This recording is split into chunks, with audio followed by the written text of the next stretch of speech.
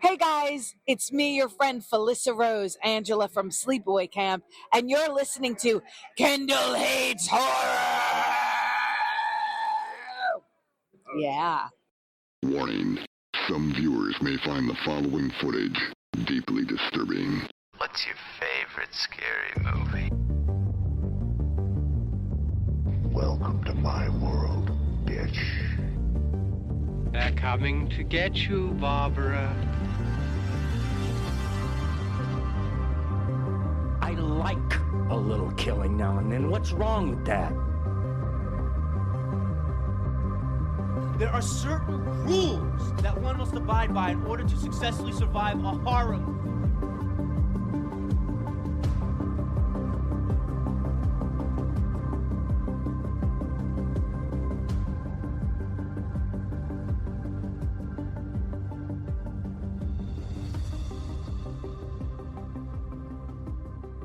So there was a priest and a rabbi walking into a bar with a pineapple. I don't know the rest of it. A priest, a minister, and a rabbit walk into a bar. The rabbit says, "I'm probably a typo." Good stuff. That's the best I got. Yeah. I mean, I have jokes. I just don't think they're right for... Oh, yeah. I've got so many Yeah, many bad jokes. They would get canceled. Yeah. I don't know any, not cancelable jokes. I know probably very few, probably, yeah. So, yesterday, somebody threw a drink at my head, like a Coke at my head. Yeah, luckily it was a soft drink. Jesus Christ. I thought this was an actual story about work or something. Yeah, 6 dwarves robbed me the other day. Not happy. Oh, that was so good. Oh, wow. Thank you, Claudio Castagnoli, for all of your dad jokes you tell on the internet. I steal all of them because they're fucking hilarious. Yeah. Mike Clay tells a lot of them on NFL Network, on Fantasy Now. He tells some really good ones, yeah.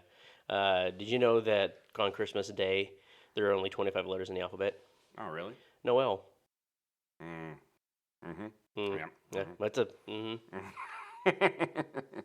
Welcome, everyone, to this episode of Kendall Hates Horror. We're doing another Deep Cuts. We hope you are having a fantastic holiday season. We're recording this. This is what we bring to you guys. We're recording this on Christmas Day. Yeah, be happy, fuckers. Oh, did I tell you I went camping the other day? Really? Yeah, it was intense. Who knew that we were not done with the jokes? One popped in my head. Yeah. It has nothing to do with the fact that we don't really have family or anything like that in town, and everything to do about our devotion to our fan base. So we're bringing you another Deep Cuts episode. How was your Christmas? How do you feel about Christmas? Oh, I feel good about Christmas. Yeah. I got some nice stuff. Not that that's what Christmas is about. Yeah. But it's nice. Yeah. I got, me and Grant are big Magic players around here. Yep. So Grant gifted me a pre-constructed Commander deck, because we play Commander for your Magic plays out there. It's a really fun game, and it's a really fun type of the game. It's a very casual format where you guys can sit around and you can actually drink beer and stuff like that while playing it, because it doesn't matter how bad you are. Yeah, if you like doing stupid stuff, then Commander's for you. Commander's for you. And then Evan got... Oh, man, it's right there. Yeah, it's right there. It's a Night of the Living Dead from 1990 poster signed by Tom Savini, and I don't know how I'm gonna top that next year. Because last year I got you the Kane Hodder Jason X autograph, poster, which is like so my style. Like people that will get to know me on this pod, which you already kind of have. That's like my style. It's like, get me. Oh, you got me. Why not another Friday the 13th? Because it's Jason X. This is Jason X. Yeah. Because I defend Jason X because it's fucking good, and you guys can fun. Suck my dick. If you it's fun. Good. It's fun. Yeah. So I feel like Christmas was pretty good, and I got to spend the day, with you guys and watching football, and Drax loved his new dog bed, and yeah, it was touch and go there for a while, but yeah, we figured it out. Then when we weren't paying attention to it, he went over and flopped down on it and just crashed out for pretty much the majority of the afternoon. So it was I feel like we did good for Christmas. Yeah. But here we are doing a Deep Cuts episode. What do you want to talk about today? Well, I have a question for you. Oh. Do you want to play a game? As long as I die at the end, yes. Today we are going to do kind of a once-over kind of talk about the Saw as a franchise. The Saw franchise, the great Saw franchise that, if you're a horror fan, you're into the Saw franchise. Definitely, yeah. Even for how stupid they get, goddamn are they a good time. I think once a year, I'd go through the entire franchise. Yeah, about once a year for me, too. I just watch, boom, Saw 1 all the way down. And I'm never disappointed. Even the bad ones are still pretty good. It's like pizza. Even Jigsaw? Oh, okay. Well, I mean, I still watch it. I mean... What about Spiral? I mean, it's fine. It's fine. I mean, it's so weird that they got Chris Rock and Samuel Jackson to be in that movie. Yeah, just randomly, just like... And it's weird, because you don't really even... I mean, it's a movie about Saw, but it's so weirdly done that you're almost like, is this a movie about Saw? But it's like a prequel-ish type of deal. It's fucking weird. The reason why we're doing this one is because Kendall has already seen, like, did he say, like, the first 5 Saw movies? Yeah. For somebody who doesn't... They're so fucking mainstream. Yeah. Like, everybody's seen... Yeah. So we didn't want to skip them on the pod. We wanted to acknowledge them in some way, so we decided to do the deep cut for it instead. I just like talking about the franchise as a whole. I think it's fucking fun. I think it's it's written well for a couple. several. The lore behind Saw is fantastic. Yeah, it's crazy, like deep lore that just goes throughout the franchise. Did a really good job of really setting a foundation and building the world. And they have this entire world of a city we don't know the name of. Yeah, it's like 7. We don't know the name of the movie. All the Saw fans just call it Cityton. I mean, you're not really sure if it's New York or if it's Chicago or if it's Los Angeles. Well, yeah. Yeah, it's the 7 thing. And you can't tell based on the weather because the weather patterns are really weird, and it never rains there. And they kept that up. They never said where the Saw took place in our universe. Yeah. So it's this fictional town mayor with Mayor Meriton as the mayor. I mean, because we don't meet any high officials. I mean, the highest official we meet is probably like Danny Glover. Yeah. Well, and he was just a detective, wasn't he? He was a homicide detective. Well, so we have Dina Meyer, who also played in the first 2 movies. First 2 movies? 3 movies. Because she dies in the 3. She dies at the end of 3, or not at the end of 3. She dies during 3. During 3, it's the rib cage. Yeah, that's the rib spreader. I'm gonna be honest. I've seen the first 5 or 6 multiple times. I think beyond 6, I may have only seen them once, so that I may not have a whole lot to add to those. But and I still have not gotten a chance to see 10. Haven't. It's on the list. I need to sit down and watch it. It's so fucking good. It's such a return to form. It's like the reason that movie is good is like, I think what happened is Tobin Bell got old. He was old when the movie started, but he's really old now. And Tobin Bell, all praise be to Tobin Bell. He's just another one of those horror guys that we're gonna idolize. Oh yeah, I think what happened is, like, the whole purpose of the entire franchise is John Kramer looking at his mortality. Because he gets diagnosed with cancer. And it's him looking at his mortality and a lot of things that happen in his life that he's trying to be like, these people need to cherish what their life is. Right. I feel like John Kramer cherished what his life was, and then got diagnosed with this horrible. But then other people out there that don't cherish their lives, but they kind of throw them away, like Amanda with the drugs. And, well, I mean, to be fair, in I believe it's Saw 2, he explains when he came to this realization. It was a few things, but in Saw 2, it was when he tried to kill himself after he was diagnosed with cancer. Yeah, and he realized he was never going to be able to. He was able to save himself because he pulled the thing out of his stomach, and he was able to be like, I did everything that I could to survive, even though he knew that he was going to die. He still had the will to, I want to live, keep going, and that's where his whole lore comes from. Also, that and the things we learn in 4 about what happened to his wife. Jill Tuck. We find out that she was pregnant. We'll go through all this. Like, well, I mean, we can go through like just like skim through the movies and stuff like that. But we're kind of just talking about like what the franchise means to horror as a whole, and I think it's a very important. I mean, it's kind of started the torture porn a little craze. bit, yeah.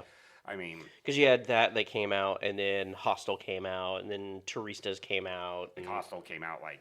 A year or two after. Yeah, it wasn't very, because it was like what 06. Yeah, 2006, I believe. Maybe 05. Yeah, because Saw was 04. Because it came out like when I was a senior in high school. I remember seeing the trailers and going to the website and all that shit, and I was like, God, I got to see this movie. It was marketed really well for being such a low budget movie. Because that movie 05. Because like Saw had like such a small budget. It was a short film before it was a feature film. James Wan and Lee Winnell, which, yeah, James Wan, big fucking name in horror now. He's slowly getting himself up there. He will probably go down as the upper echelon directors. Just give him some time, and he'll be on the list of like. The Carpenters and the Cravens and stuff like that. I mean, he's created 3 different film universes, and they're all hits. Yeah. He created the Saw universe because him and Lee Winnell created this universe. Weren't they in college together or something? And that's they were both. They're both from New Zealand, I believe. New Zealand or Australia, one of the two. I believe it's Australia. But they've been friends since they were like at least in high school or college. Because they did so many. Because they did this together, and then. Lee Winnell stayed on for like the first 3 as the writer, and then he left. And then the other film they worked on, which kind of like soured them on the film industry, was Dead Silence. Because Dead Silence was completely taken over by the studio, and they were not very happy. Yeah, and that was the puppets. The puppet, yeah. With what's his name from True Blood, Jason. Oh, Ryan Quantain. Yeah. Also an Australian actor. Yeah.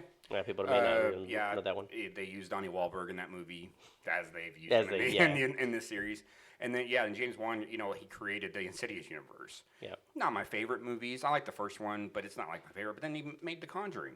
And then The Conjuring... Which is not my favorite universe, because I don't like The Conjuring. I like The Conjuring. It's a cool, different take. I know the Warrens, but we just have to think that the Warrens that are in these movies are cute because it's Patrick Wilson and Vera Farmiga. Yeah, because Ed and Lorraine Warren were not as attractive as well, and they were con men. And but then also with that universe we get The Nun, which isn't like my favorite movies, but a lot of people like The Nun. Yeah. Which Thaisa Farmiga got to be in the second one, which was Vera Farmiga's little sister. And then we got the Annabelle movies, which I think the Annabelle movies rule. I mean, the last Annabelle movie is one of the funnest movies I've ever fucking seen. It rules. I fucking love Annabelle. I think it's Comes Home. Annabelle Comes Home is fucking awesome. Fortunately, I have plenty of time to catch up on some of these movies between now and when we actually review them. So that's and then so we started that, and then Tobin Bell was already kind of he wasn't established, but he was like a character actor. He had been in a lot of stuff. I actually was going back and just rewatching some things, just random movies, television series, just here and there. And Tobin Bell's he's everywhere. He was in Mississippi Burning. He was in a really great episode of X-Files. He was one of the FBI guys in Mississippi Burning, wasn't he? He was one of the guys that showed up afterwards. Yeah. He's like a fucking classically trained actor. He is. I mean, and he's been doing this for what, 40 years more. And then he gets this film series. Yeah. He gets this film series, and he's not really in the first one. Barely. He shows up at the end. Yep. Of course, he's massively in the rest of them. Yeah. For obvious reasons. But I mean, he just fucking he just loved everything about this film series. He really took it to heart. He puts everything that he is into this character, and that's why we love John Kramer so much. I mean, yeah, he's an asshole. It's like, oh, I'm not a murderer. Yeah, you are, dude. Let's be real. So some people get cancer and they get treatment and get better. John Kramer gets cancer and he decides to take it out on everybody else around him. I think Ricky Gervais said it best. I was listening to the Ricky Gervais show with him, Stephen Merchant, and Carl Pilkington, and Stephen Merchant was going on this thing about like, you know, what would you do if it was the end of the world? He's like, oh, maybe I'd smash up a bar. Maybe I'd murder somebody. And Ricky Gervais is like, oh, that's crazy. He's like, why? He's like, I don't care. I'm not gonna go to jail. He's like, but just because it's the end of your world doesn't mean it's the end of mine. The end of mine, yeah. But I don't think it's like it's the fact that he has cancer. Yeah, it's not. That's not the. It's reason. the living part. It's not him having cancer. Isn't the reason he's doing this. He's doing this because he doesn't understand how people cannot cherish the fact that they're alive. He's like, that is, I mean, you should be grateful that you're a live person because you couldn't be. There are other people that aren't in your situation that don't have some of the privileges that you have that don't have that choice. Yeah. And you actually have a choice whether or not most of these people are doing the things they're doing to themselves. Now, some of them I'm like, really, dude? Like, that's what we're going with? Yeah. Like, why this person? They didn't do anything wrong. Like, oh my God. Like, some of them, yeah, for sure. Yeah. I get it. Like you look at like the dude in 4 that Rig had when he goes to the hotel, the big fat dude that runs the hotel that has all the tapes of him raping women. Yeah. That guy. Fuck that guy. Yeah. Fuck that guy in particular. But some of them are like, you know, like Carrie Ellis. Carrie Ellis, he cheated on his wife. Yeah. Did he deserve to have to cut off his own leg to do that? Come on, like, bro. It's not that big of a like Adam takes some pictures because people hire him to take pictures. Yeah. Well, and I think the Adam portion of that is that he feels like Adam, because of his pictures, has ruined people's lives. Well, and I also think that he put Adam in there for a reason to drive Gordon to want to kill him. Right. Because that's what he tries to do. He tries to turn them against each other. Right. That one. It's actually ingenious how they write John Kramer, because John Kramer is very psychological. He's a brilliant man. Yeah. I mean, he's a fucking civil engineer, for Christ's sake. Yeah. That's how he can build all these traps, is because he has engineering degrees that we can only dream of having. Yeah. He's so smart in engineering that he teaches 2 other people to be really good at it. that had no like predilections towards one's a drug addict and the other's a cop. Yeah. Yeah, we can kind of talk about some of the films. Well, I mean, we're not going to go in depth or whatever. Right, because there's so many of them and we only have so much time. There's fucking 10. There's 10 of them. And some of these we can just be like, yeah, that was a movie that happened. Yeah, especially when we get to talking about like Spiral. Yes, Spiral sucks. Yeah. It's so bad. Yeah. But like Saw was so... It was so new. It was so brand new. And that's what I think captured the audience's attention, was the fact that it was so different and that everyone just kept talking about the twist. And everyone that was what everybody, if you ever talk to somebody that has seen Saw, they're always like, dude, that fucking ending just fucking gave me goosebumps. It's almost on the same level as like the ending. Like if you'd never seen The Sixth Sense before and you watch Sixth Sense and you finally get to that ending and you're just like, oh, by the way, the whole time Bruce Willis is dead. No, I mean, there are certain films that people are always like, dude, that fucking ending though. Like there are certain films like when you talk about like Sixth Sense, you talk about Fight Club. Fight Club has this ending where people are like, holy fucking shit. I mean, they kind of spell it out for you when you rewatch it. When you rewatch it, you catch up on the cues. Holy fucking shit. That the only person that ever that you actually see Tyler Durden talking to is the narrator. Well, also there's that flash at the beginning when he's talking about his insomnia, and then like Seven has an ending that people are like, Jesus fucking, like it stays with you for days. It was Gwyneth Paltrow's head in the box. Yeah, it's like fucking Jesus. So yeah, Saw 1 is the first Saw is so, and I think at the end of this episode we're gonna do like a soft rankings. I'm gonna let you do the rankings of the Saw franchise, because like I said, I have not seen 10, so I can't put. And I don't even think I've seen Spiral. Do we want to just do the rankings and we could talk about the movies that way? Well, let's just go through, do like a soft review of the movie. Okay, yeah, because we have like the first Saw comes out in 2004, and then we get the tradition of like a Saw movie every Halloween. Halloween. We get one every year. But we hit that first Saw. It's got a good cast. It's got a great cast. I mean, you have Carrie Ellis, you have Monica Potter as his wife. Yep. You have Danny Glover. Yeah. As God, I can't remember what his name was. I'm gonna look it up. Tap. His name was Tap. You have Ken. Is it Ken Leung? Ken Leung. That play during Lost fans out there. Yeah. Everybody will remember Ken Leung. He played Miles. He played Miles. He was a great the character. sarcastic. Oh, great! They sent us another story. Yeah, he's a great character on Lost, and then our old school fans of the '90s will remember him. He was one of the main villains in Rush Hour. He was, yeah. Wipe yourself. Yeah, another Lost alumni. Michael Emerson was in there. He was the fake out Saw. Yeah, he was. He played Shemp. Zep.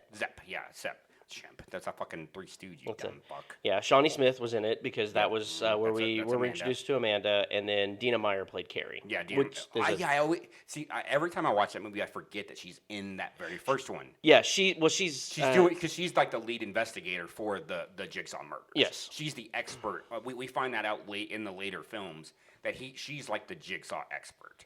And I always love this about this series is they slowly start feeding us these little characters that become important in the later films, and yeah, Dina Meyer is important throughout the later series. That happens in 2 when we get introduced to Rig. Yep. Rig gets introduced, and then Hoffman gets introduced in 3, and he becomes a major character. Same thing with Amanda. Amanda gets introduced in 1, but doesn't become a major character until 2. Exactly. It's so I'm going to fucking cream my pants over these scripts.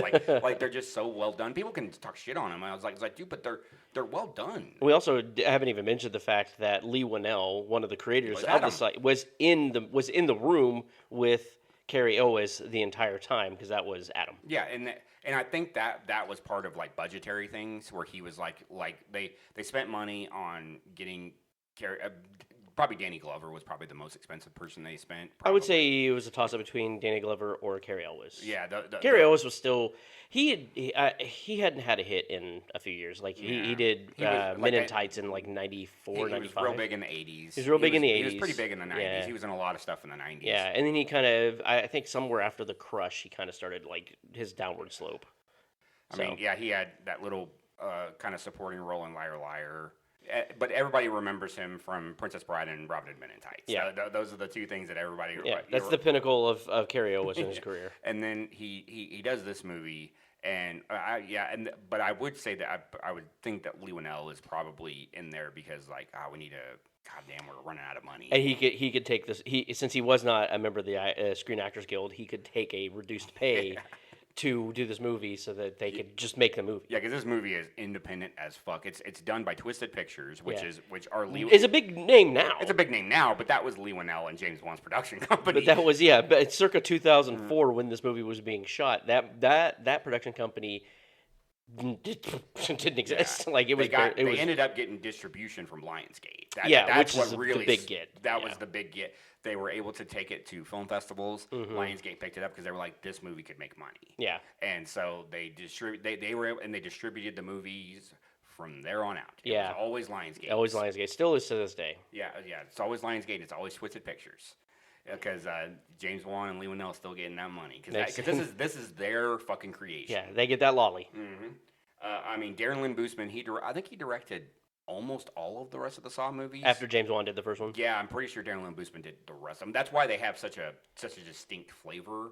Because they have a distinct look to them. Yeah, because it's always very gritty. It's very blue. Like, it's very 2000s. It's everything's blue and green. Yeah. Like, lens-wise. It's just that look. Because now that you're mentioning it, like, when they're in the room in the first one, the tinting of the lens is very greenish. That's a 2000s fucking movie thing. Yeah. Like, I don't know what it was about the 2000s, but everything's blue and green. Well, I mean, The Matrix did it, too. Yeah. The Matrix is probably the most infamous movie where they did the blue and green tint because they did the green tint for when they were in the Matrix and the blue tint for when they were in the real world. I'm not for sure on which movie... completely changed editing style. It was either The Matrix or it was The Bourne Identity where it changed editing forever. Like because I think it was The Bourne Identity that changed how people edited movies because it was just like these fast cuts and stuff like that, and that became the norm for fucking at least action movies, but a lot of other movies. It became like, oh, this is really popular. Let's do this in every movie. But yeah, because we with Saw, I like the way they do it because it kicks off right in that bathroom. Mm-hmm. With Gordon and Adam, So we're trying to figure out what the hell is going on because it's also new. You know, when we get through the other movies, it's like it's commonplace. You know, this is what we do now. And then we kind of get these nice little intercuts where we get the other traps, which because in that first one we get the dude who's trying to who has to look for the numbers with the candle where he's got the shit he's got the flammable liquid all over him, and then we got the guy that has to walk through the barbed wire. Yeah, the razor wire. And that's when we first get introduced to Dina Meyer's character. Yeah, Carrie. Yeah, thank you. I always forget her fucking. I don't know why I can't remember. I just call her Dina Meyer. I do the same thing in fucking Starship Troopers. I don't call her Dez. I just call her Dina Meyer. Desi. Who was completely Rico did her dirty. Yeah, she did. He did. And then we're kind of just learning about these characters throughout the film. And throughout the entire throughout the entire universe. Yeah, we get those characters way fleshed out later on. And then, we get our fucking tape that says play me, and then we get that voice. Yeah. The first time the voice ever came on, I was just like, did they actually use a voice changer? And then Tobin Bell it pretty much uses his voice as the voice of the doll has a name, right? Billy. Billy. That's what I thought it was. The Billy's voice is literally just Tobin Bell's real voice. It's just maybe a little bit of modulation, maybe to make it just a little bit deeper, but Tobin Bell already has a pretty deep voice, so. We meet Amanda throughout that interaction when Tapp they're discussing the fact that there was only ever one survivor, and then you see her in the interrogation room, and she's still got the lines on her face because she was in the probably one of the most infamous traps in all of Saw history, and that was the bear trap, where the one where you strap it into her face and she has to find the code, or no, the keys in her roommate's the keys in the stomach of her roommate, and we find they confirmed it. It's never confirmed in the film, but James Wan and Lee Winnell have confirmed that was her drug dealer. That was her drug dealer. Yeah. And that's why she was cutting off her supply. That's why it was so important. Yeah, for her to do it. And then she, it's all about the will to live. Like how much. Yeah. How much. See, if that was me, I'd do it. Fuck it, I'm not. I'm not dying. Yeah. Like you give me any Saw trap, and there's like, oh, but your friend's there. I'm like, I'll have a funeral. Like, sorry. Like I will mourn his loss. like I don't like what. But we both are gonna die. Yeah. Well, how about one of us survive? I'll talk about him fondly. Yeah. I will establish a scholarship in his name. Yeah, I'll be like, because I will make a lot of money going on the talk show circuits. I'll be like the Jokers when they made Murr do the skydiving. He's like, I could die. He's like, well, we'll mourn you. Yeah, we'll mourn your loss. So many rope-a-dopes in the Saw franchise. So good. Yeah. But this is one of the best ones. This is one of the best ones. Because when it happened, I was like, oh, it's that guy. I was like, oh, okay. And then we get that fucking reveal after Gordon has fucking sawed off his fucking leg. Yeah. And then he's like, I'll send help. So he's telling Adam, and then we see that fucking there's been a body in the room the entire time. That looks like the dude blew his brains out. Yeah. There's a gun sitting there. He fucking gets up, rips the latex off. Rips the latex. Ta-da! Tobin Bell. The key to those handcuffs are in the bathtub. Yeah, we find out Lee Winnell accidentally flushed the handcuff keys down the drain, so now he's stuck there. Yeah. Which I love the fact. I think it was in 4 or 5 where whoever it was made it back to the room, and Adam's body was still like chained up, but it was dead and desiccated. One of them. Well, there have been 2 times there have been a few times where they've been to the room. Mm-hmm. They went back in 2 because you find out that in the house, underneath the house is where the bathroom was. The house that they're all into. And because that's where I think it's what's his name, Oscar, the Hispanic guy that's murdering everybody. Yeah. He corners Wahlberg's son and Amanda in there. Yeah. And I believe played by Eric Knudsen. Is that his name? Knudsen? He's the Knutsons. He's Canadian. A Canadian actor. He was in Scott Pilgrim vs. the World and a very awesome show called Jericho that only made one season because we don't acknowledge the second season. And then I believe at the time there's 2 bodies in there because there's Zepp's that got smashed by Adam with the top of the toilet, and then Adam's body's in there, and then we also make it back down there with Donnie Wahlberg when he gets chained in the bathroom, and Amanda comes back. Yeah, because that was at the end of 2, wasn't it?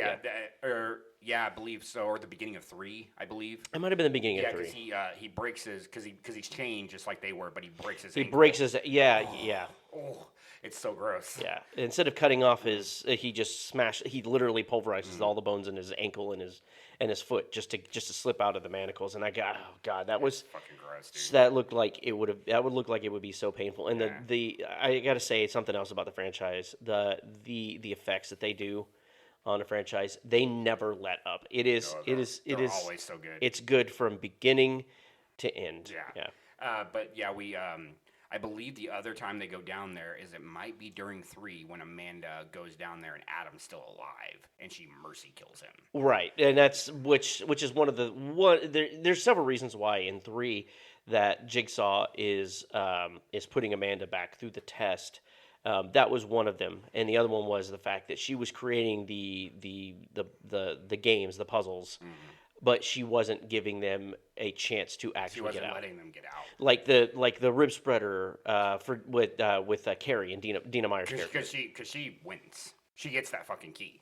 Yeah, she gets the key, and then it doesn't come apart. Yeah. So she ends up dying, and John wasn't about using the traps as like a punishment. He was using him as a message. Yes, he's a murderer. It doesn't matter whether or not he just puts them in a position. You put someone in a position to have to kill someone or themselves. It's murder. Like that's how it works. It's at least conspiracy. Yeah. But yeah, and then so we find out that the guy laying in the middle of the floor is John Kramer. We don't know it's John Kramer. We just know that he's the guy that's because he says it in the voice. Yeah. Yeah, and he tells him that, and then that fucking music's playing. It's so good. You always knew that shit was about to hit the fan when that music started. Yeah, you were like, you hear that din din din din din din din din din. Yeah, you heard that fucking shit going on. You knew it was that. You were like, oh, here it comes. Yeah, here comes all the juicy Here's the payoff. And then he says his iconic line, "Game over," and he shuts that door. It's fucking lit. Yeah. And then the second one, it's a much more expansive trap because I really enjoy the second one. I think the second one is great. I like the when they have multiple people in one. That's why 5 is so good. 5 is really good. That's why I was. 5 is the one with Julie Benz and like they're all you find out at the end they were supposed to work together to solve the traps. Okay, I just wanted to make sure we were on the same page because I really enjoy 5 too. Yeah, and then Saw 2 we bring Amanda back. Yeah, but we get this neat thing because I didn't realize that I was so hot for Shawnee Smith until I saw her in Saw 2. She's so cute. They go into the warehouse that he's been living in, which is I think was where him and his wife lived. It's his workshop. Yeah, it's like it's his workshop, and there was like a loft above it, and that's where they lived. And so they go in there, they find him. He's just fucking sitting there. He's waiting for them. He's just chilling. He has like one of my favorite lines in the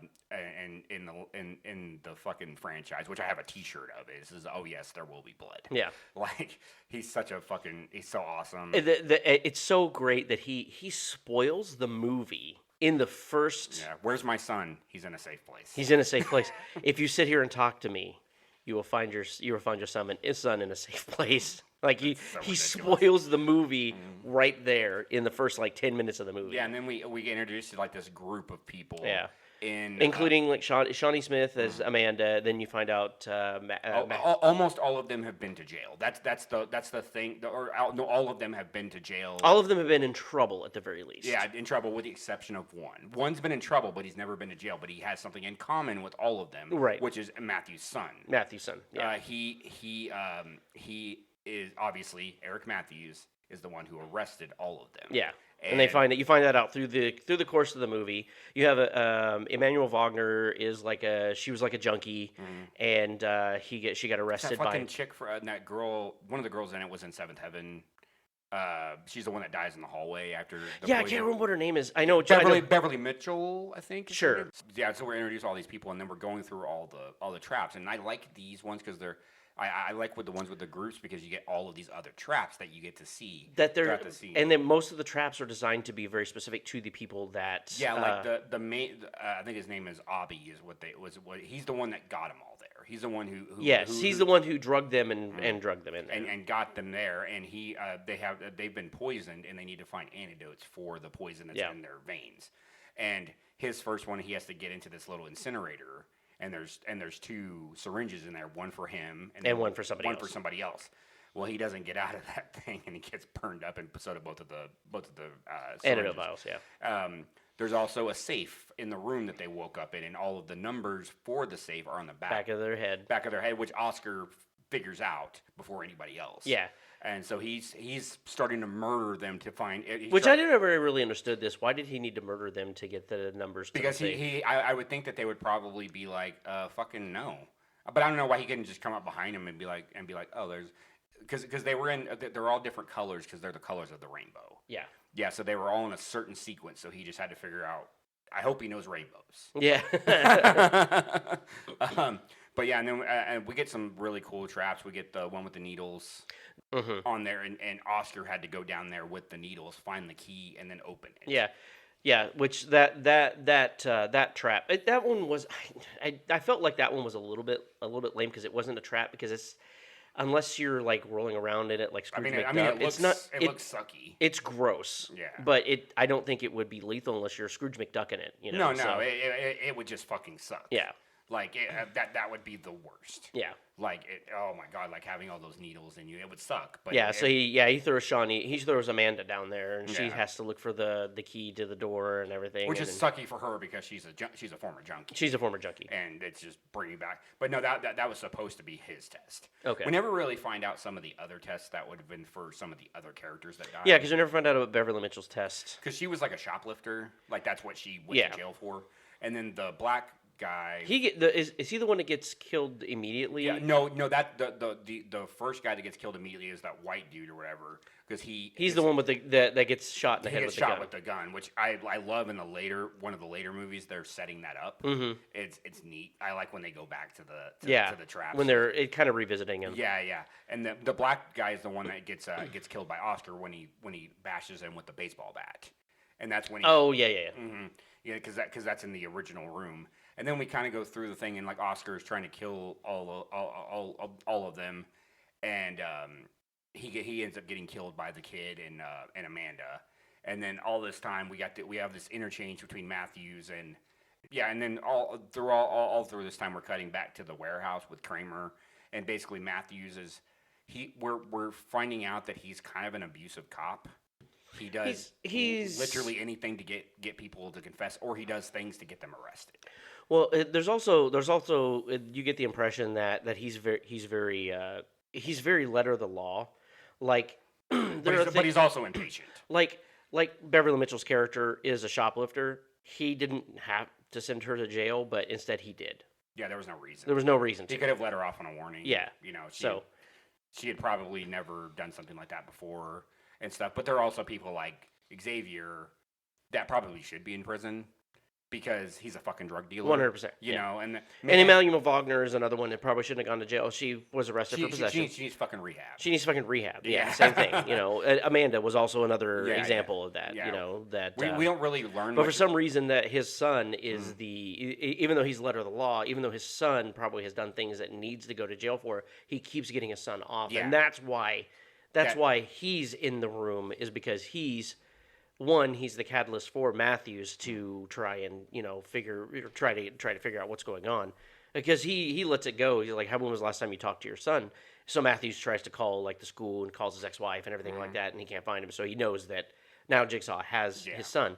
But the other part is that John leaves a clue in the house for the others to find out that he's the son, just to put his son in more danger. Yeah, and then throughout all this time, all of the one person that's getting really close to Matthew's son is Amanda. Amanda's kind of being a protector for him. Which we find out that the reason why she's protecting him is because she's the one who basically helped set up the house. Because we find out later on after after Eric is like is kind of torturing John, he breaks one of his fingers. Mm-hmm. He does all this stuff, and John finally says, "Okay, I'll tell you. I'll take you to where your son, but it can only be you and me." And so he takes Jigsaw out of there without any of the others knowing. Yeah. And then we find out that the tape they've been watching was recorded. Was recorded like days ago. Yeah, and then the timer ends and the safe opens, and there's Matthew's son,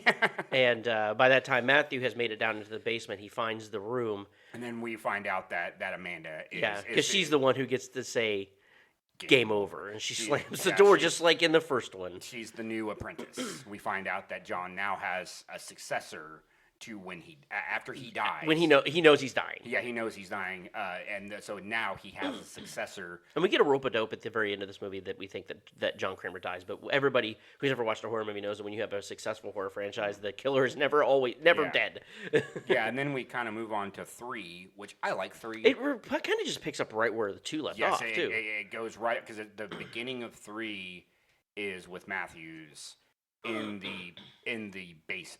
what we find out is the basement of that house, and we were kind of talking about that with his ankle, and he smashes his ankle to try and get Amanda, and he gets out of there. Well, and he catches up with her, doesn't he? Yeah, and she stomps on his ankle, and he's screaming there, and then it kind of just goes to credits. Yeah, but we start learning about this.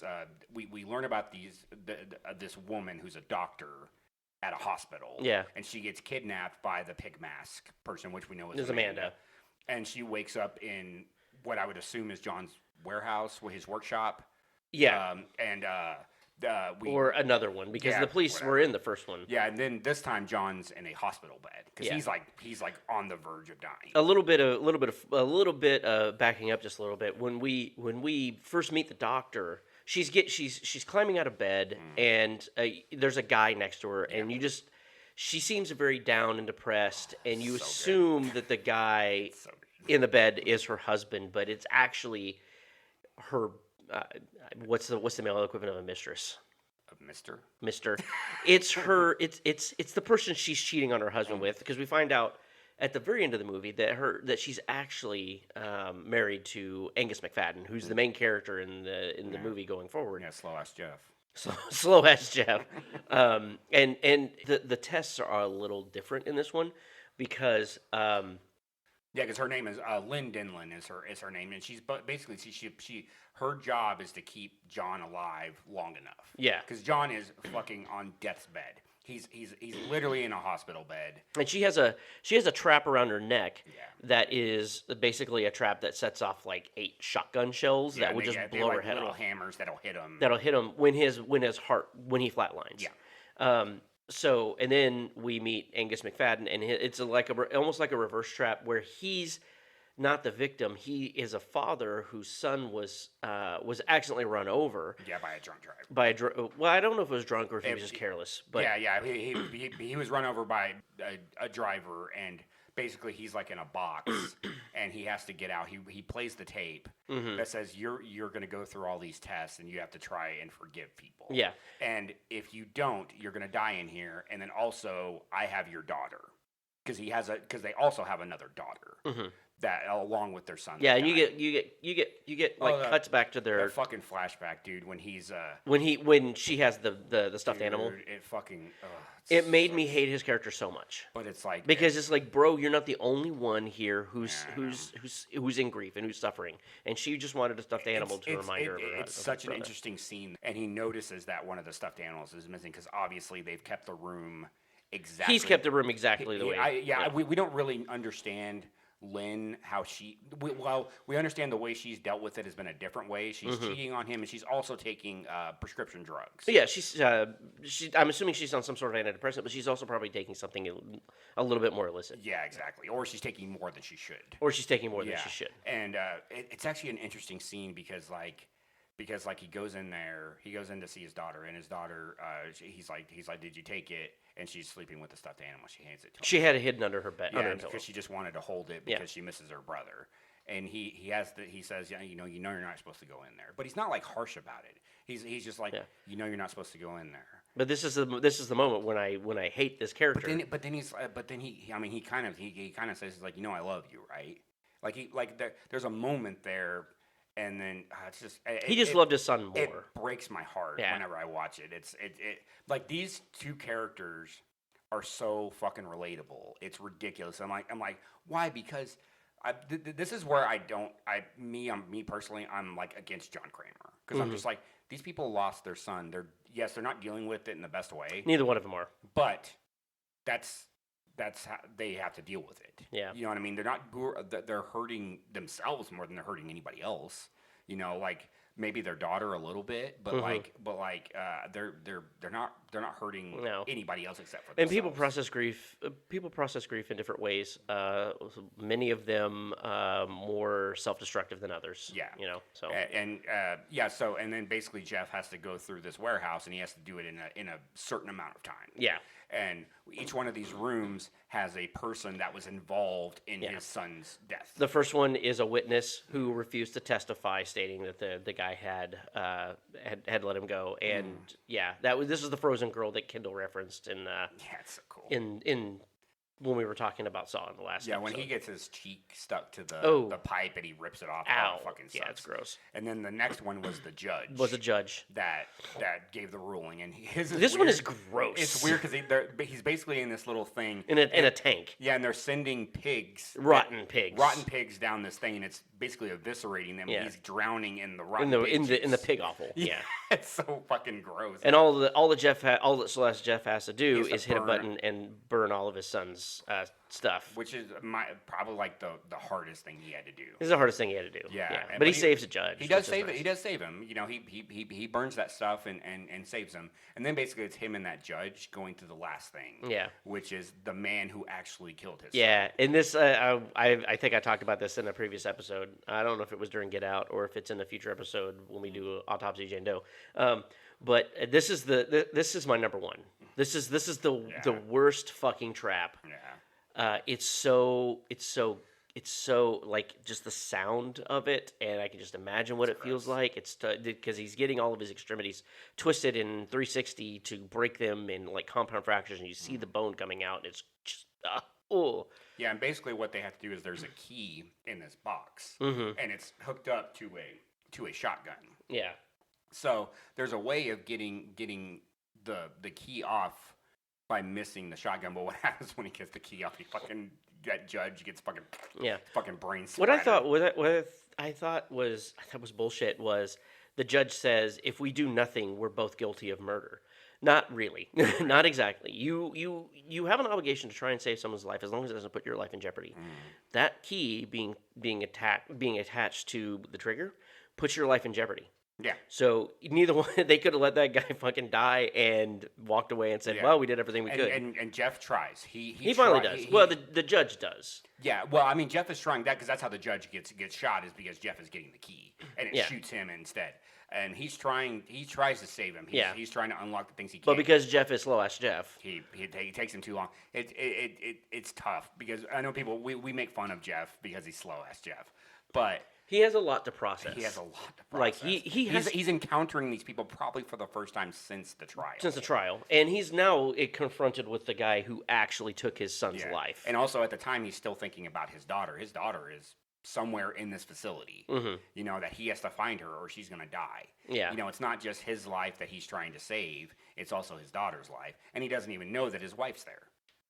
you know, like that's a revelation for both of them. It's a revelation for the audience when they come face to face. Yeah. Jeff finally gets out, and then he sees John in the operating room. No, we then realize, oh well, Jeff and Lynn are that's husband and wife. That's husband and wife. And she's still hooked up to the collar, and John is telling Amanda that she did what she was supposed to do. Jeff did what he was supposed to do. Let him go. It's time to let him go. And she can't do it. Refuses. She pulls a gun. And then she shoots Lynn. And Lynn is not mortally wounded, but she's shot. She's wounded. Which incenses Jeff, and he goes after. Kramer talks to him. He says, "Hey, like you can walk away. You can walk away. You can walk away. You know, you've done well today." you can walk away, and he just can't do it. Yeah, because Jeff still, even though Jeff tried to save the guy, he still has vengeance in his heart. Yeah, and this is the way he can actually get vengeance is on him because of what he's done to his family. Yeah, and so he slices John Kramer's throat with his he didn't he get a hold, or did he stab Amanda, or did he shoot Amanda? I believe he shot Amanda. He shot Amanda. He gets a hold of Amanda's gun. He shoots her, and this is when John starts telling Amanda, like, this test wasn't his. This was your test, and you failed. You failed miserably. Because if you had just let him go and not shot his wife, you wouldn't be dying right now. Yeah, because they would just be walking away. They'd be walking away. Yeah, but him seeing his wife shot, because at that time he thinks that she's dead. Yeah. She's not dead. Yeah. And then when he takes that saw and then just slices his throat, and Lynn's trying to tell him to stop. Yeah, please don't. And then when he dies, Lynn's fucking head explodes. Yeah, fucking great effect. Yeah, it's so good. And then Jeff is just trapped in there. Yeah. And that's the end of 3. Yeah. Fiend. Yeah, 3 is good. I like 3. 3's really good. Yeah, I think the first 3 of this franchise are strong. Yeah. Now I will defend the other movies in this franchise for reasons. Mm-hmm. People may not like them, but whatever. Fuck you guys. Yeah. It's my list. Go make your own list. Yeah. The fourth movie just kind of revolves around Rig, and it's just which he's such a weird choice. I don't know why. I mean, he's a very sympathetic character. He's a very sympathetic character. Like he just cares about his job too much. Right. That's his sin. Yeah. To the point where him and his wife are distant. Yeah. You know. But that's not that's not really that big of a sin, you know. And later on in the movies, like there are people that. Like 6. That guy sucks. The healthcare guy. The insurance guy. But and then we kind of get the traps with Rig where he has to free a woman that has like her hair caught in like a. Yeah, they were in a school or something, or I can't remember. It was like, or no, it was in a house. It was like I can't remember what it was. But she has like her hair stuck in a thing, and there's a gear that's slowly turning the hair, and it rips her scalp off and kills her, which actually wouldn't kill someone. I mean, but it's fucking gross. Yeah. And then the next one is he has to go to that hotel. Well, he's a rapist. He's not a pedophile. He's just a regular old run of the mill sexual assault. Yeah. Briggs sees these videos and stuff like that, and he has no problem putting this dude up in these chains. He's like, yeah, figure it the fuck out, bro. Yeah. Like, I don't care about you. If I remember correctly, this is also one of them that really triggers me too, because this is is this the one with the spikes that go into the eyes? Yeah, and then it goes into his, because that's what he has to do, is he has to take out his eyes, and then because he has to give him the triggers to take out his own eyes. That's what it was. And then after that, his body gets like ripped apart. It's fucking great effects. It's like what why did you make him stab his own eyes out? If you're just gonna destroy him, like you did that just for me. Thank you. And then the next trap we get is a husband and wife. This is the one that's in the school. Yes, this is the one that's in the school, because we find out that basically it's an abusive relationship. Yeah. They have all the X-rays of all of the injuries. Of her broken, her injuries that she's been to the hospital for because of him. And she has these like stakes in her, and all of the ones that she pulls out will not kill her, but it will trigger an injury on the husband. Yeah, they're placed in a way that if she pulls them out, he will die. Yeah. So she has, and it's neat because they're pushed back to back. So she's almost getting this thing off of her back. You know, it's really neat. Yeah. And then she, when Riggs says that, he's like, you're gonna have to do it or whatever, and she at the end she's like, thank you, and like finally she's able to rid herself of this thing that's been torturing her for almost her entire life. It's a really cool scene. Yeah. And all this time we're seeing like basically there's another trap with Matthews. Was the beginning of 4 also the one with the pendulum? No, the beginning of 4... Or was that 5? The beginning of 4 is the two guys that are chained together. One has his mouth sewn shut. The other guy has his eyes sewn shut. Okay. And they have to try to get to each other, because we find out that the guy that has his mouth sewn shut is John Kramer's lawyer. Because he's been his lawyer forever. Yeah. And he's the one that's kind of in charge of the trap that has Hoffman and Matthews.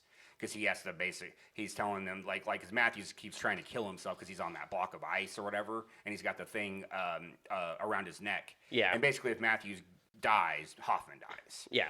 Because it'll electrocute Hoffman. Yeah, because he's in the he's in like the chair and he's tied up and he's on, like right underneath. There's like a bunch of batteries around him. Yeah, and the more the ice melts, the more water fills up the tank. And as long as the ice stays above the heating thing, it won't melt as fast. It'll melt, but it won't melt as fast. Yeah. And then that's where Rig is going to. That's his last test. Is to get there. Yeah. And then basically what he's supposed to do is he's supposed to wait until the timer goes down.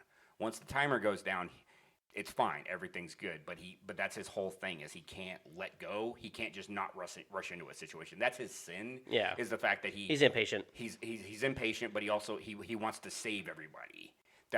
So that's what he's trying to do is he's trying to save Matthews, and by doing that, he kills Matthews. Yeah. Because that's when we get the ice blocks that come in and crush his head. And then also we get the big revelation at the end that Hoffman is the other apprentice. Yeah, because this is the glass coffin thing that he... No, that was in... That's at the end of 5. That's the end of 5. Okay. Because that's when he frames, or that's when he kills, what's his name? The other cop. The one that's going after him. Yeah. Was it... No, that wasn't a cop. It was an FBI agent. Yeah. The FBI agent, he was the one that that he kind of framed during 5 to be Jigsaw's apprentice. Yeah. Because he tried to kill him at the end of 5 or because it's the one where he puts him in the case with the water that was filling up and he gives himself a tracheotomy type of thing. that was in 5. Yeah. That was Agent Stram. Agent Strom. Agent Strom. Yeah, that's what. Yeah, it's Peter Strom. Yeah, he so we find out that Hoffman is the new apprentice, and then we go to 5, and 5 is really cool because it's got the This is the group. This is the group one with Julie Benz and all of those people. Because they have like their. That's Julie Benz, Megan Good, Betsy Russell plays Jill. Yes. Yeah, we forgot to talk about in 4. They have the flashback scenes with John and Jill, his wife. Yeah, where you find out that she was pregnant and stuff like that. Their son's name was supposed to be Gideon. Because the opening of 5 is with the guillotine. This is the one with the guillotine. Seth Baxter, which we find out that is the man that killed Hoffman's sister, and he set up his own trap to get this guy, but he framed it as Jigsaw. Mm-hmm. And then Jigsaw finds out that he did that, and he's like he's impressed because he's like, oh, it's, not bad. He's like it wasn't like good work. It was like it could have been better. Yeah. And because Seth Baxter, it was an unwinnable situation. Yeah. Because he did the things he was supposed to do, but Hoffman killed him anyway. Because he was just getting revenge. Yeah, because that's basically when they, because I think they credit Hoffman with closing the Jigsaw case because Kramer's dead. Yeah. Stuff like that. But yeah, we get the cool thing with the 5 people.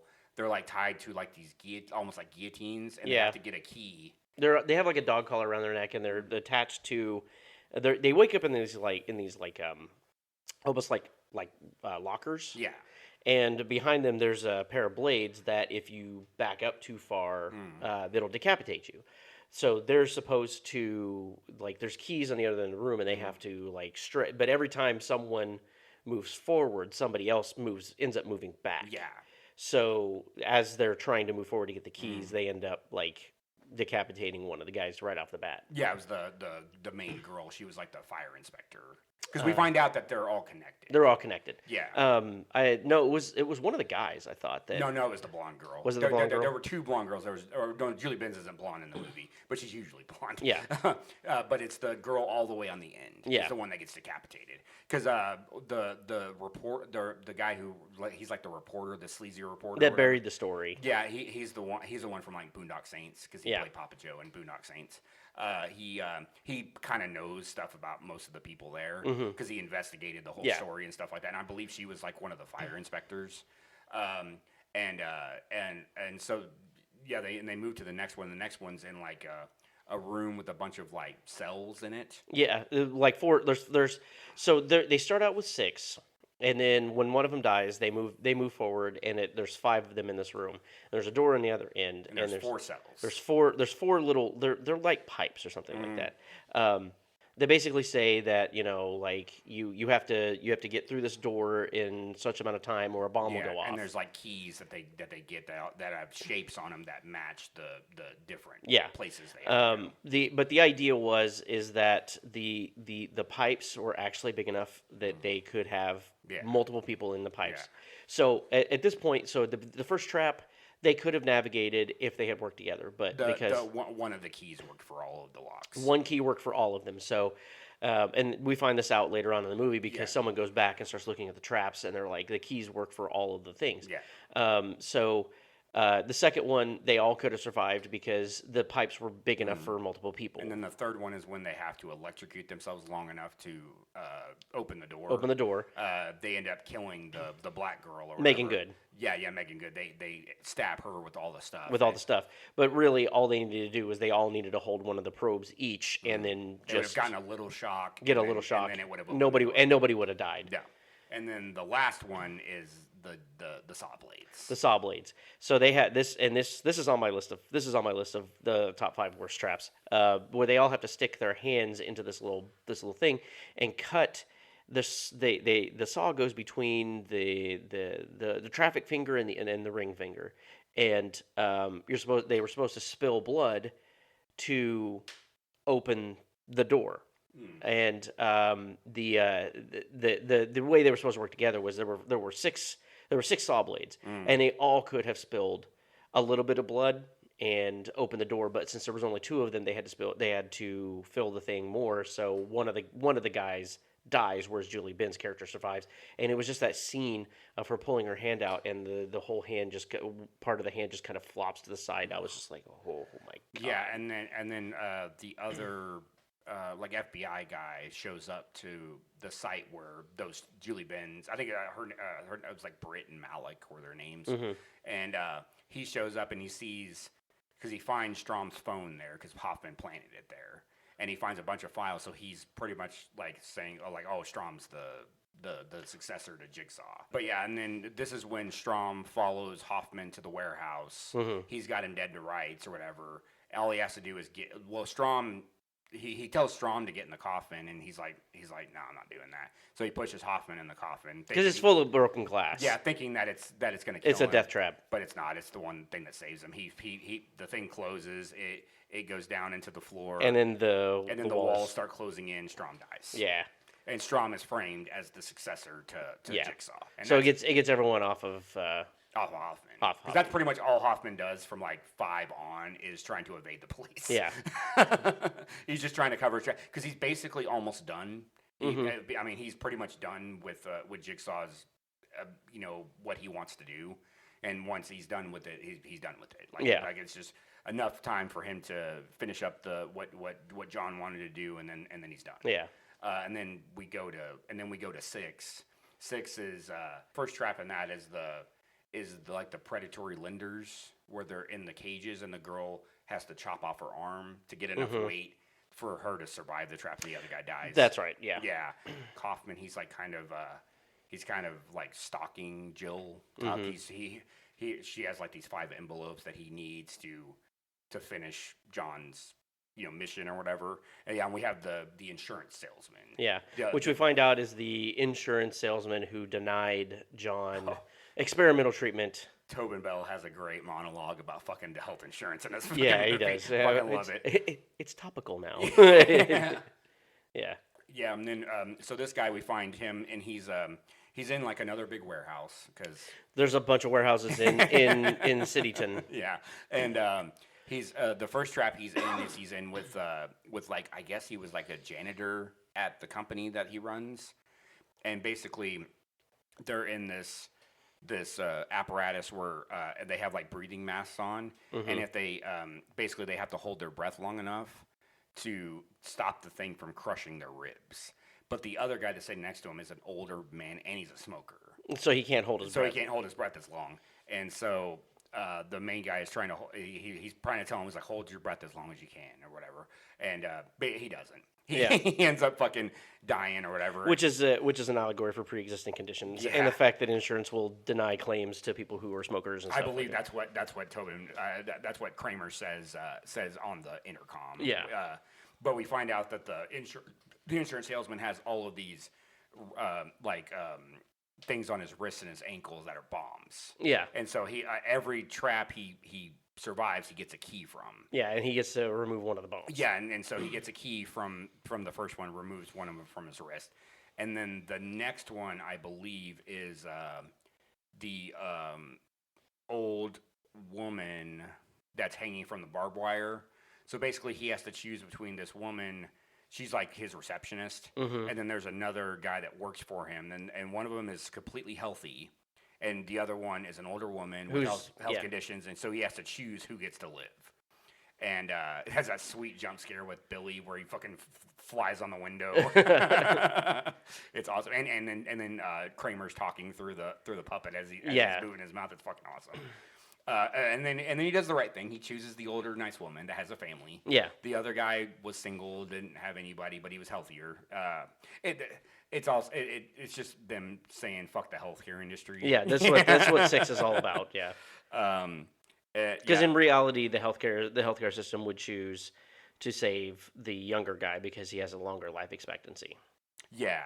And then the next one is, I think it says lawyer, I believe. Is this the third one? Isn't the third one? No, the last one's the last one's the merry-go-round. The next one is I believe it says lawyer, and she's like in a boiler room, and she has like an apparatus that's tied to her chest that has a spear gun that will go through the bottom. Yes, okay, I remember this. Yeah, and he has to go through this maze. Or he has to do things to let her go through to find the key or whatever. So basically, he has to hold down these levers that'll shoot out steam on his skin. Yeah, and burns him. And he has to hold it long enough so it'll open the gates that she has to go through. Yeah. And he just can't fucking do it because it fucking hurts. Which is an allegory in this particular instance. Is an allegory for having to jump through so many hoops to get your insurance claim processed. And then she finds out that the key is like inside him, whatever. So she tries to get the key from him and stuff like that, and he fights her off, and then she gets the spear thing because the timer runs out. And then he gets the fucking key. He's pretty pissed off at this point. He's like, oh, fuck her. Yeah. And then we get to the merry-go-round where all of his basically the deniers. The hoops you have to jump through to get to him anyways. They're on like this merry-go-round, and they all have shotguns pointed at their head or whatever. And basically, he has to pick and choose which ones live or die. Right. So so the merry-go-round spins, right, and then it stops at a person. So he has a button that he has to push to save them. To save that person, but he only gets to push the button. Yeah. The thing is when he pushes it, these drills they go through his fingers. Yes. So it fucking hurts when he does it. But he only gets to push the button like. There's like 5 or 6 people on this. He has to save half of them. He has to save. He's only allowed to he can save 2. He can only save 2. Mm-hmm. So he has to pick and choose which ones he. Yeah, and then it's so fucking funny when they're just like fucking throwing each other under the bus. And, and the last guy is like, oh, you fucking bitch. Yeah. And he's like, no, you look at me when you're gonna kill me. Yeah. Well, there was one girl who was like, hey, didn't you always think I was cute? He's like, I'm pregnant. I'm pregnant. Oh, you're not pregnant. Yeah. They're just. One of them is Darius McCrary from Family Matters. Oh, yeah. Yeah, Eddie Winslow. Yeah. Yeah, and then he gets to the end, and all through this time, we've seen there's been this mother and son in a cage, and then there's been this girl that we find out was a reporter in the cage. She's like one of the big reporters on the Jigsaw case. And we're like, okay, this his wife and son? And then he gets to it, and we find out that the blonde girl is his sister. That was his family that was in there. And we find out that the mother and son are from a man that he denied coverage that died. Yeah. And so the mother and son get to choose whether he lives or dies. And I feel like John was really kind of more pointing it towards the mother, like decide whether or not he lives or dies.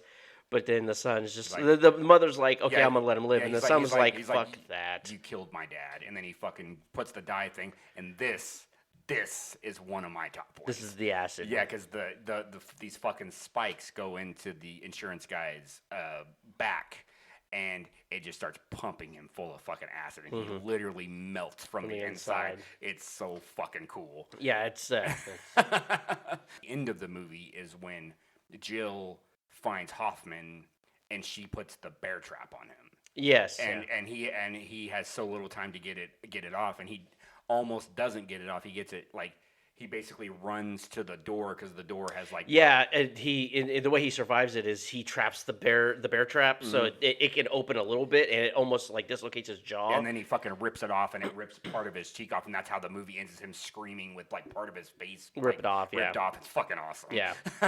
And then we get to 7, which is the final chapter. not final chapter. Yeah, because one of the main trap thing is with Sean Patrick Flannery. Because he's like the main guy in it. He's saying that he's a Jigsaw survivor, which is cool. When he goes to talk to the support group, there are a lot of people from the other movies that were are actually in that support, like the mother and son from 6 are there. Mm-hmm. Malik from 5 that survived with Julie Benz, he's there. He has like his arm and thing, and that's when we get reintroduced to Lawrence Gordon. Yeah, he walks in, and I'm like, "What the fuck? It's Gary Ellis. He's back, and he is walking with a cane. Yeah. It's so fucking cool. It's like, oh shit, because he's talking about how he survived a jigsaw trap. And it turns out that the guy who's claiming to be a Jigsaw survivor actually bullshit. He was just doing it for publicity. Yeah, and then basically he has to. It's almost similar to the last set of traps, where he has to save the people that have lied for him. Mm-hmm. And that first one is it's so gross. It's the one that has the key in her stomach, but it's tied to a fish hook. Oh, so So he has to pull it and out. And she's conscious, so he's like, "I'm sorry, I have to do it. And he just starts pulling it, and he has to stop because she's in so much pain, and he has to go back to it. Yeah, it's fucking disgusting. Gross. The other one is his buddy that's been in on with like the whole time. Yeah, he's like blindfolded, and he has to walk across these planks. And Sean Patrick Flannery has to like guide him through the planks or whatever. And then the last thing is like his wife is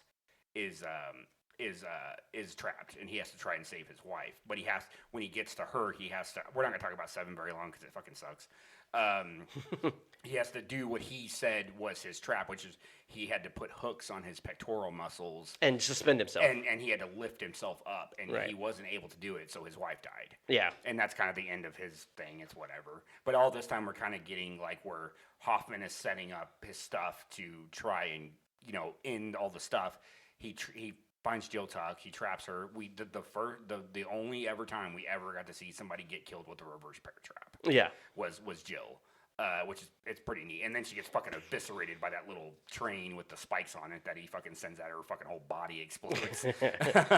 But then we come to find out that Jigsaw John Kramer had another apprentice, and his name was Lawrence Gordon. Yeah, that he was in on it the whole time, pretty much from 1 on. All the medical shit. Remember when people were like, "Oh, how does John Kramer know how to do that?" Because he had a fucking surgeon with him. Yeah, that's how he knew. Yeah, that's how like the guy that has the key behind his eye into. Lawrence put it behind. Yeah, his he's eye the one that did all that stuff. It's so fucking cool when they reveal all that shit. And basically, Gordon is telling Hoffman like, sorry, I was here to make sure you didn't do the one thing that John Kramer knew you were gonna do. I was here to get revenge on you if you ever hurt Jill Tuck. Yeah, and you did. You did. So you're kind of fucked now. Yeah.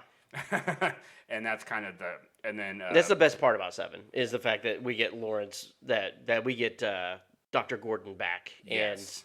and he turns out to be just as big of a piece of shit. He's he's fine. That's also the movie that we get the couple with the 2 guys with the girl. Yeah, the girls. This is the bus trap scene. The one that nobody in that scenario had actually did anything wrong that would make me want to, sorry, no, none of them did anything that deserved death. So it was like, Yeah, and then the last scene is Hoffman wakes up after he's been attacked by the person in the pig costume, which we find out is Lawrence Gordon, and he's chained up in the same bathroom that Gordon was chained up in. He walks out, game over, shuts the door. Yeah, which is actually supposed to be the final chapter, but then we get get Jigsaw. Yeah, this one's I'm not not great, gonna talk guys. about Jigsaw very much. Yeah, it this fucking one's not great. sucks. Talk about some of the traps, but that's about it. It's got some pretty cool traps. I mean, like I don't remember most of them. I've only seen it like once. It's not good. It's fucking terrible. Like the last one's dumb. It's like the one with the lasers where it turns the dude's head into a flower petal. It's fucking stupid.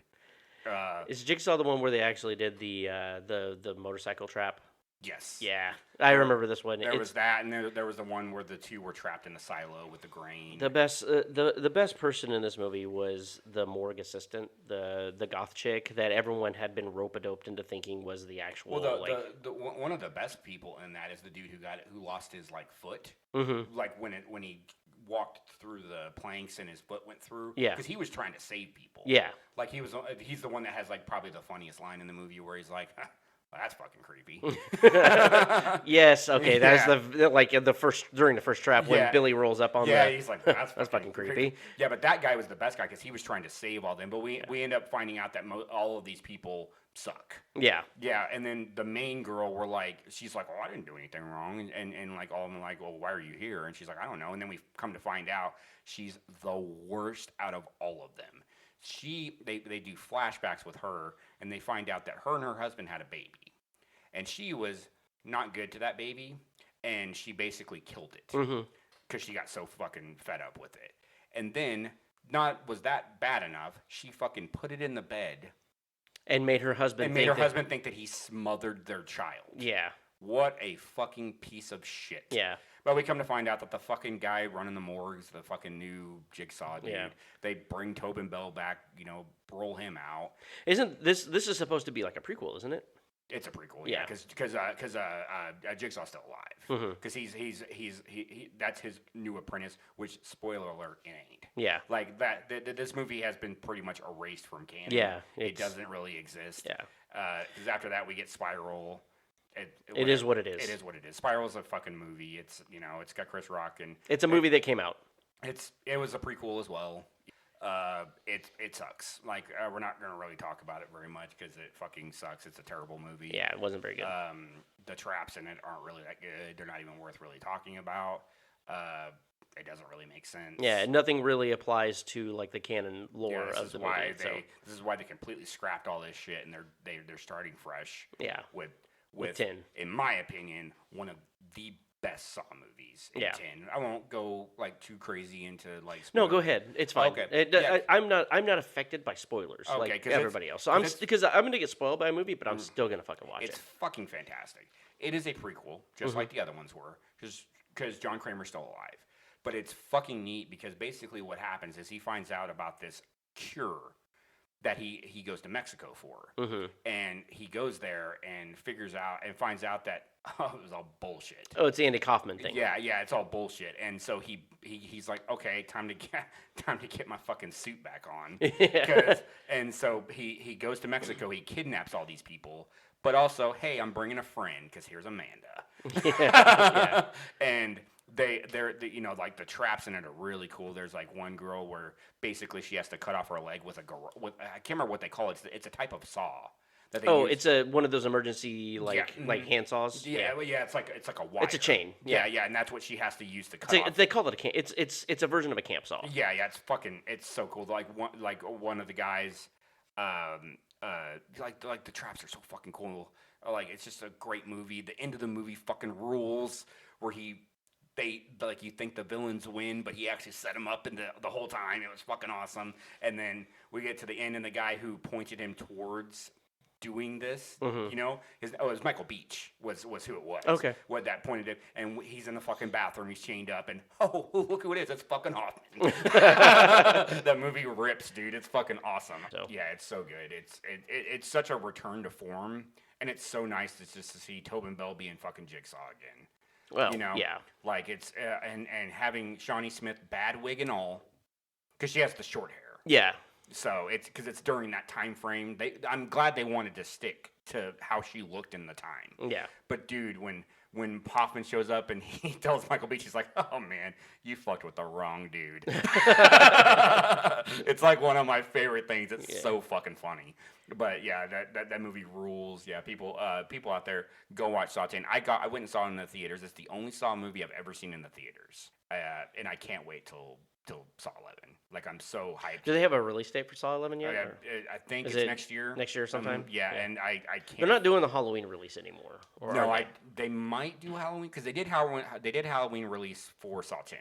Okay. But that was a year ago. That was 2023. 23, yeah. So I guess they're not going to do yearly releases. They might do every other year. Yeah, which is fine with me. So do we want to go to like the rankings? Yeah, go ahead and do your rankings. I'm currently working on my list of of how I want to place them in order. Okay. I'll just start from the bottom and work my way up. Okay. How about that? Yeah. We're gonna go with Jigsaw at number 10 because it fucking sucks. I think we said that. Yeah. Did we say that? We may have said that once or twice. It's fucking terrible. I hate the main guy who ends up being like Jigsaw. The more good. He has no personality. He sucks. Yeah. At least Hoffman has a personality. He has charisma about him. Yeah, that guy was just also appearing in this movie. Yeah, he fucking sucks. That's his assistant. She was great. She was great. Yeah. I liked her, and like I said, we talked about the kind of snarky dude or whatever. He was the sarcastic asshole. Yeah, he was awesome. And then we'll do Spiral. It's got two good people in it. It's got Chris Rock and it's got fucking Samuel Jackson, but it's fucking terrible. It's just not a good movie. Just not a good entry. Yeah, no. And then number 8, I'm going to go ahead and go with Final Chapter, Saw 3D. Okay. It's and then I'll go ahead and go with number 7. I'll go Saw 6. I do like the movie, but I think it gets hurt in some ways because it's really hard to root, because the thing is like some of the people that are in these traps, you're supposed to have some sympathy for them. And I think that fails in Saw 6 and Saw 7. Yeah. I think the healthcare guy, all of the people that were in those traps were all just terrible people. And I have no problem with the people in the traps being terrible people, but the guy I'm following throughout this thing, I'm supposed to relate to him in some way. And I don't relate to him, and I don't relate to Sean Patrick Flannery in that regard whatsoever. And that's the reason. It has some good kills though. Like Saw 6 has some pretty gnarly kills. Like that's one of my favorite kills in the entire series is in that movie. And then 6, I'll go ahead and go with Saw 4. Okay. Saw 4, it's right in the middle because I think it does a good job of giving some lore. Saw 4, people kind of bitched about Saw 4 because it was like flashback. I'm like, yeah, but throughout the series, when you watch it as a whole, it's a fucking fantastic watch because you're getting all this information. Yeah. You're like, oh, this makes sense. This makes sense. Yeah. You get all of those flashbacks with John Kramer and Jill. And you start to realize, like, oh, this is why he is the way he is. It's not the cancer. It's this. Yeah. His first fucking victim was the dude that killed his baby. That was Amanda's boyfriend or whatever. That was trying to get the drugs. Yeah. And like I'm just like, oh, that's neat. Like I thought that was cool, and I thought Rick's story was kind of cool. Mm-hmm. Like it was a neat thing to kind of try to teach somebody like oh hey, maybe you don't slow down. You don't slow down. You don't have to save everybody. Mm-hmm. How about you just work on yourself? And and that's a really cool thing or whatever. And I really like that about that. And also we got the reveal of Hoffman's is really cool. Yeah, because the Hoffman reveal. You're fucking crazy. That guy? You never expected Holy that. shit, yeah. Because Amanda, you're like, oh yeah, I get that. It's like, I mean, it's shocking. He saved her life. But what the fuck? Holy shit, it's Hoffman. Yeah, bro. Yeah, it's fucking insane. Yeah, and then number 5, we'll go ahead and go. I had a tough time with these two. Okay. Do I want to have it here or have it here? Because I like them kind of both equally. But I'm gonna go ahead and go with Saw 5. Okay. I was debating on the one that's next on my list whether I like, because I was like, man, because you might have heard me up there. I was like, do I like this one better or this one? I did hear you say that. You were like, which one do I like better? But Saw 5, I love the group thing. Yeah. I think not having just a singular person go through a test. It was all of these people going through a test together, yeah. Which is why I like Saw 2, is because it's all these people going through the same thing at the same time. But also these people are not besides the tabloid journalist guy, they're not adversarial to each other a lot until they get into the shit. Yeah. They're trying to sort of help each other. And I think that's a neat way to go about it. And I think there's some cool reveals in 5 with Strom and Hoffman and all the stuff with the FBI. I think that's a lot of that stuff's really neat. And then we'll go to number 4, which was one that could have flip-flopped, but it was Saw 3. Saw 3, okay. I really like Saw 3. I like Angus McFadden, and in that movie, I think he's great. You know, the story with those two that like kind of parallel in the film, and then finding out that it was Amanda's test because she's not able to just let people save themselves and stuff. And I thought that was a really neat. They killed off a major character. Yeah, they kept killing off Dina Meyer. She was a kind of a bit character in 1. She becomes a major character in 2. She's a major character in 3, and they fucking kill her. Yeah, and I think that was neat.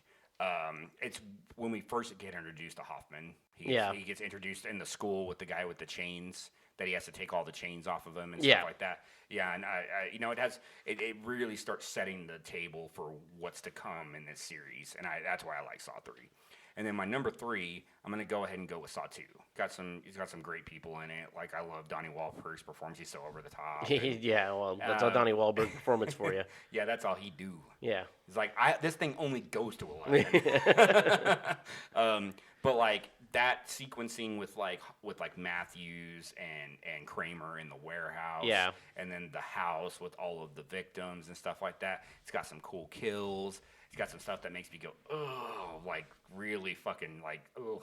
Like when she's going to get the syringes. Yeah, which is it's such a simple trap, but like, dude, it's like how does she get out of that without fucking destroying her hands? It's like a Chinese finger puzzle, only for your hands, only with razors. Yeah, it fucking sucks. But yeah, Saw 2, and I like the reveal of Amanda at the end. I think it's neat. Yeah. We go back to the bathroom from 1. Yeah.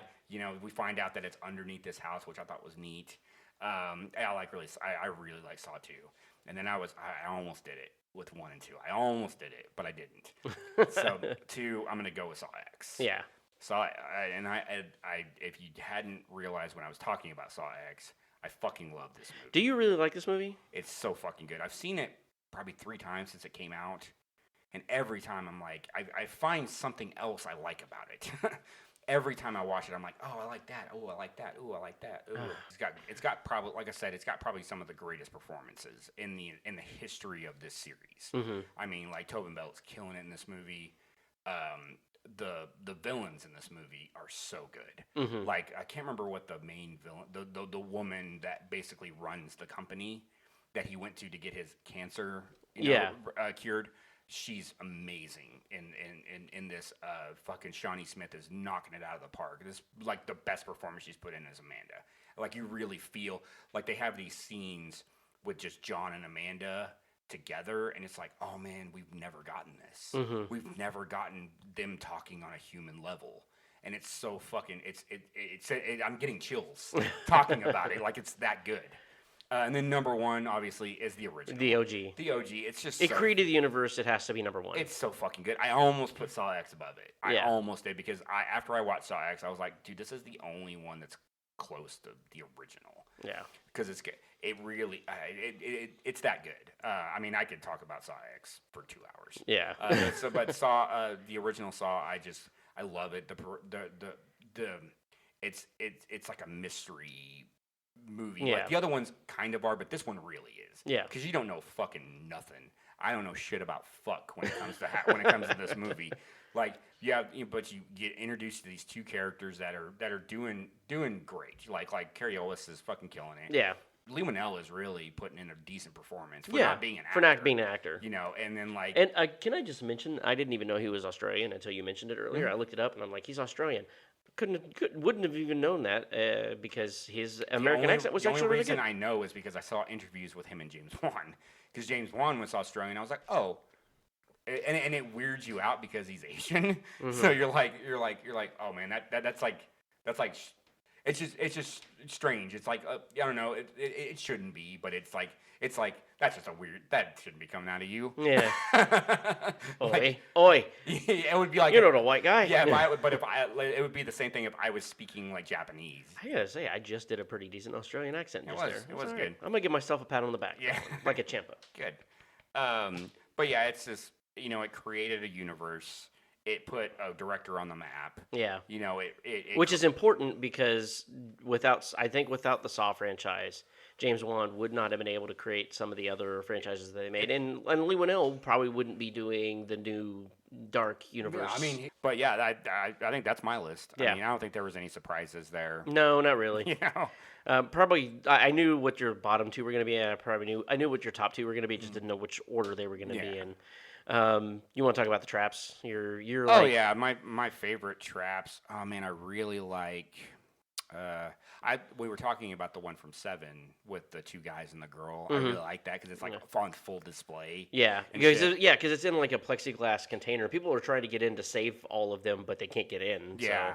So. There's a trap. It's a fake out trap in Saw X that I really like. It's the one that's on the cover with the tubes on the dude's eyes.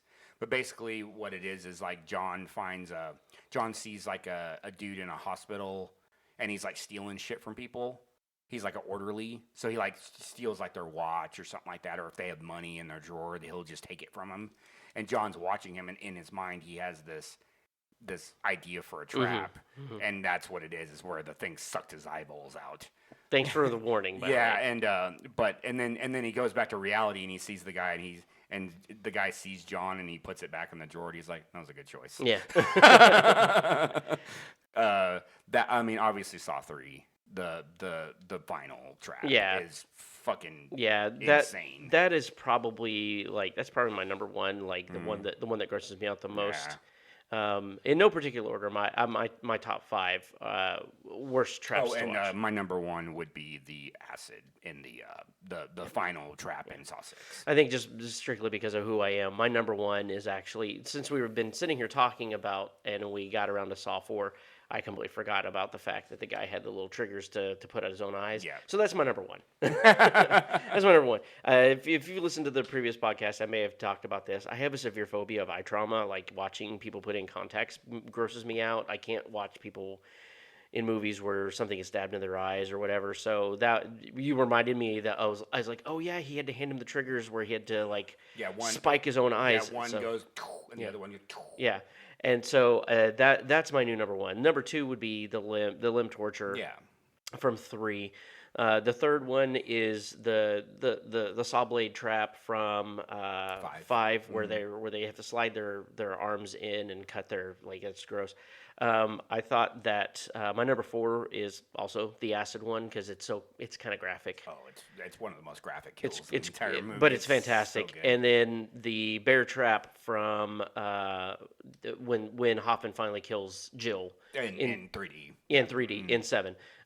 When we actually finally get to see the bear trap go off, but prior to that, we've been teased with it for the entire series for almost 10 years, and then we finally get it. It's like, oh shit! And it was somebody that John loved. So and it's so fucking graphic. It's graphic. When they show her face, it's fucking disgusting. It's pretty gross. An honorable mention to another one from Saw X. We were talking about it. The saw on the girl's leg is a knee trap. Okay, it's really cool. I'll give an honorable mention to the needle pit. Yes. In 2, because that one looks uncomfortable. Yeah. Oh, I'll give another honorable mention to Saw X. One of the guys he has to get a piece of his brain tissue from his own head. It's really cool. I made a face. Oh, dude, I'm telling you, dude, that movie fucking rips, dude. It's so good. Oh, okay. Those would be mine as well. I think all of those traps are they're memorable. Yeah, they're memorable as fuck. Maybe I just blocked the eye trauma one out, and then when we were talking about it, I was like, oh, well, it's almost like PTSD. Yeah, for me, Four's got some great kills in it. 4 does have some good kills. 4's got some insane kills. I mean, because you have that guy when his body gets ripped. Oh, the one we forgot to talk about from 7 was Chester from Linkin Park. Yeah, because he's the Nazi guy that's glued to the car or whatever. Yeah, those are some pretty gnarly kills where he runs over his girlfriend's face and fucking that one dude's chained his arms and his fucking jaw and it rips all that shit off. Oh, dude, that kill's pretty fucking sweet. Dude. Yeah, is that the one that had the chain? Yeah, he's got the chain in his jaw, and then the ones that are connected to his arms. Yeah, and then his girlfriend is underneath the wheel of the car, and then when it gets set off the trap, it fucking runs over her face like, oh, what's his name in Pet Sematary 2? Yeah. Yeah, and then he's like glued to the seat with all of his like racist tattoos, and he's got to rip himself. It's so gross. Yeah. Well, I mean, Saw really is one of those types of shock value movies. All of them have been shocking in one way or the other, whether it be through their traps and stuff, or just their complete lack of being good. Well, yeah, it's like the autopsy scene in the beginning of 4 is some of the most graphic shit I've ever seen. Yeah. Where can we find you on the? You can find me at Smarky MFer on X, Smarky MFer on Blue Sky, Crit Happens 13 on Instagram. I am Gallus Dracon on all the things. We are also on Blue Sky, KindleHatesHorror.bsky.social. We are on TikTok with the same username, Kindle Hates Horror. KHH Pod on Twitter, and Kindle Hates Horror on Instagram. Yep. And if you want to send us a comment, a suggestion, if you want to tell us that our rankings of the traps or the movies are wrong, email us at khhorrorpodcast@gmail.com. We really appreciate anybody out there who is listening to our podcast, whatever platform you're using. Please give us a rating, give us a review. We can't get better unless we know what we're doing wrong. And unfortunately, since we're so new at this, we still don't know what we're doing wrong. So please hit us up, let us know what we're doing wrong, what you'd like us to do, what you'd like us to change. And I hope everybody had a very happy holiday. Yes, and New Year's is coming up. When this comes out, this will be on the Sunday right before New Year's. Be safe out there. I'm a huge advocate for. I was about to say I'm a huge advocate for drinking and driving. I'm a huge advocate against drinking and driving. So find a friend to take you places. You know, in this day and age, get an Uber. Lyft is a thing. There's so many ways to not drink and drive. Right. So your car is sitting outside of a bar for 8 hours. Get an Uber to go home and then call a friend to go take you to your car. Right. Don't take the chance. And, if you have to say I'm good, you're not good. You're definitely not good. Yeah. If someone says, "Hey, do you need me to drive?" that means someone has noticed something and you should not be driving. So please just be smart. It's not worth it. Give your keys to someone before you start drinking. Or make arrangements before you even leave the house. Like, I know I'm probably going to get drunk. I'm just not going to take my car keys with me. I'm going to take an Uber to the thing and then back. So you can order those things hours in advance. So just be safe. Be safe. Take your time. And because we want to be able to continue shocking you, or at least talking to you in the future, and we want you to continue listening to our podcast.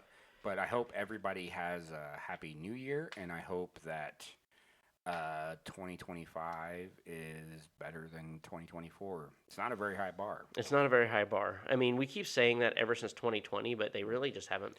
As long as we keep getting fucking dope horror movies, I'm happy. Yeah, as long as I can zone out the next 4 years under. We're getting Ready or Not to the Fanta-fascist, Yeah, we're getting Ready or Not to next year. Yeah, I don't know how that's gonna work, but we'll find out. Yeah. So, all right, guys. Any parting words? We played the game. Mm-hmm. We won. We're better people for it. We get a gold star. Yeah, we're a gold star. All right, guys. Have a good one, and we'll see you on the other side of the year. Adios.